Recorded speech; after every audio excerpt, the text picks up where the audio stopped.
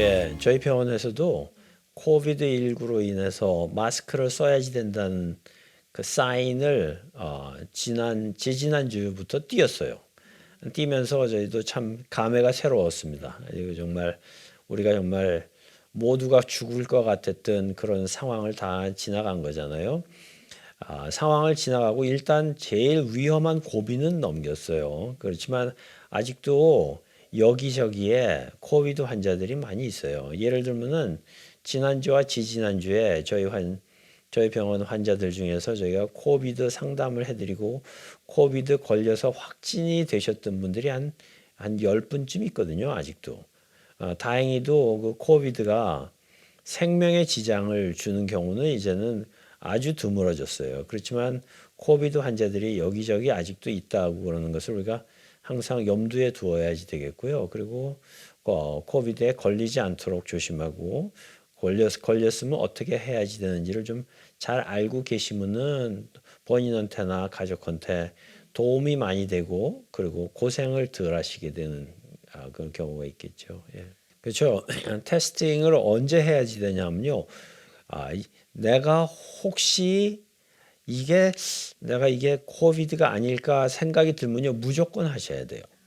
그러니까 예를 들어서 콧물이 있다고 그럴 적에도 하셔야 되고 내가 감기가 걸렸는데도 내가 이게 코비드가 아니야 그런 느낌이 들면요. 하셔야지 되고 목이 아프도 하셔야 되고 발열 반응이 있거나 몸살이 난 것 같을 적에 꼭 하셔야 되고요. 기침이 있어도 하셔야 되고 그 어떤 때는 드물게는 내가 이게 입맛이 없어지고 그리고 냄새가 안 나요 그러면서 이상한 느낌이 들고 이게 이상하네 내가 코비드가 걸린 게 아닌가 그런 어떤 사람들이 이런 증상이 있으면 코비드가 있을지 몰라라고 그런 생각이 드시면은 그러면 무조건 하셔야 돼요. 그게 생각보다도 비전형적인 증상들이 많고요. 그리고 어떤 때는 가족이 걸렸는데 본인은 증상이 하나도 없는데 양성 반응이 나오시는 분들이 있거든요. 그래서 본인 가족들이 있으면 하셔야지 되고 내가 이게 코비드가 걸린 게 아닌가 그런 느낌이 들면은 어떤 증상이 있건 간에 무조건 해보시는 게 좋습니다. 그게 엘러지하고요. 코비드 증상하고 어떤 때는 구별이 안 되는 수가 많아요. 그래서 내가 이게 엘러지인지 코비드인지 구별이 안 가고 내가 이게 엘러지야 코비드야 그런 느낌이 들면요 무조건 해보셔야 돼요. 무조건 해보시고 그러고선 검사를 하셔서 특히 검사를 하셨는데 음성이 나왔다 그러면요 내가 목 아프고 몸살 나고 기침 나는데 아이고 내가 코비드 환자를 만났던 것 같기도 하고 근데 오늘 음성이었어요. 그러면 그 다음 날도 하셔야 되고 적어도 한 2번, 3번을 연달아서 해보시는 것이 본인한테 그 확실하게 확인하기 위해서는 더 좋으세요. 그러게요. 이게 우리가 이게 universal precaution이라고. 그러니까 꼭 코비드가 아니어도 우리가 보통 상기도 감염이나 이런 거를 막기 위해서는 그 마스크를 쓰는 경우가 좋은 경우가 많이 있거든요. 특히 사람들이 많이 모인 곳에 간다든지 혹시 기침을 하거나 감기 몸살이 걸린 사람들을 접촉해야지 된다든지 그런 사람들이 잠복 기간에 있는 수가 있거든요. 그 잠복 기간에 있어도 남한테 퍼뜨릴 수가 있어요. 그렇기 때문에 혹시 감기 몸살이 걸렸거나 열이 나거나 그런 사람들을 접촉해야지 되는 경우는 쓰시는 게 낫고 그리고 사람들이 많은 공간에 특히 밀폐된 공간에 가실 적에는 쓰고 가시는 게 좋죠. 그리고 특히 교회나 이런 데서 저도 아직 쓰거든요.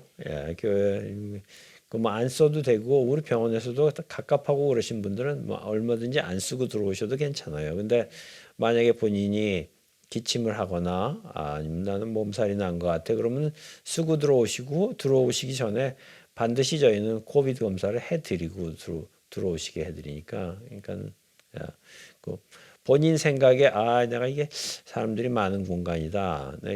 이게 밀폐된 공간이다. 이럴 적에는 쓰고 들어가시는 게 낫겠죠. 코비드가 한 고비가 지났다고 그래도 가장 위험한 증상을 가질 수 있거나 가장 위험한 그룹이 뭐냐면요.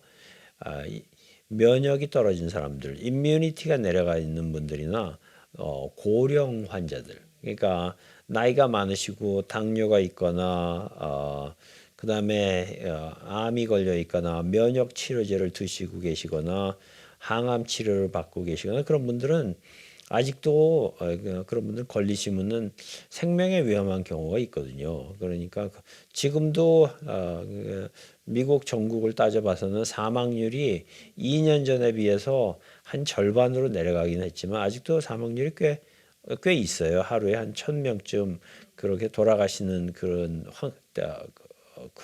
스태티스틱이 있거든요. 그러니까 본인이 좀 조심하시는 게 낫죠. 그런 분들은. 여태까지 해오고 오시던 대로 그냥 하시면 되는데 그게 그 격리를 해야죠. 제일 중요한 게 그런 사람하고 공간을 따로 쓰셔야 돼요. 그러니까 잠을 따로 주무셔야 되고 방을 따로 쓰셔야 되고 음식을 좀 따로 잡수셔야 되고 특히 면역이 내려간 그 연세가 많으신 분들이 같이 공간에 있다 그러면은 그분들을 보호하기 위해서라도 그러니까 나이 드신 부모님을 같이 모시고 사시는 분들이나 그런 분들은 공간을 내가 걸렸으면은 당연히 공간을 따로 써야 되고 손 자주 씻으셔야 되고 부모님들이랑 같은 공간에 있지 말아야지요. 예. 그리고 요새는 또 약이 나와서 요새 팩슬로비드라고 그러는 약이 나왔거든요.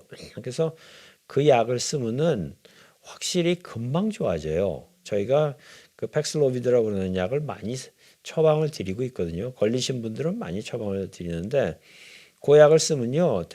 대개의 경우가 하루 이틀이면 증상이 확 좋아집니다. 그래서 그래 고생을 하지 않으세요. 그래서 대신 요 약은 걸린 증상이 시작된 날로부터 시작해서 닷새 내에 써야지 돼요. 닷새가 지나면은 효력이 없기 때문에 처방을 대개는 드리지 않는 경우가 많거든요. 그런데 대신 요 약을 쓰면은 하루 이틀이면은 증상이 확 좋아져요. 저도 이 약을 써봤는데 하루 이틀 지나니까는 그러니까 증상이 다 없어지더라고요. 요 약은 대신 또 어떤 단점이 있냐면 팩슬로비드 테이스트라고 그러는 이게 아주 입맛을 고약하게 만드는 그 부작용이 있어요. 그래서 이게 쓰시는 거의 모든 분들이 내가 입맛이 이렇게 변했어. 입맛이 너무너무 없어. 이게 테이스트가 입맛이 이상해졌어요. 그러시는데 팩슬로비드 테이스트라고 그러는데 약을 끊으면은 금방 없어져요. 그러니까는 치료약이 있다고 그러는 거를 꼭 생각하시고 특히 예방 주사를 워싱턴에서는 예방 주사 맞으신 분들이 71%거든요. 좀 많이 맞으셨죠. 근데 아직도 맞지 않으신 분들이 있는데 맞지 않으신 분들이 걸리셨다 그러면은 바로 병원에 연락을 하시면은 저희가 처방전을 드리니까 처방전을 드시면은 고생을 안 하시고 금방 나을 수가 있습니다. 소금물로 양치질 하는 것도 도움이 되고 그리고 이게 universal precaution 그러니까 전체적으로 본인이 항상 어딜 가든지 접촉을 하든지 그러면 손을 씻는 게 좋고 그리고 아직도 여기저기 걸린 사람들이 있으시다고 그러는 거를 우리가 잊어버리거든요, 자꾸. 근데 생각을 가끔 하시고 본인이 스스로 좀 조심을 하시는 게 낫죠. 예, 감사합니다.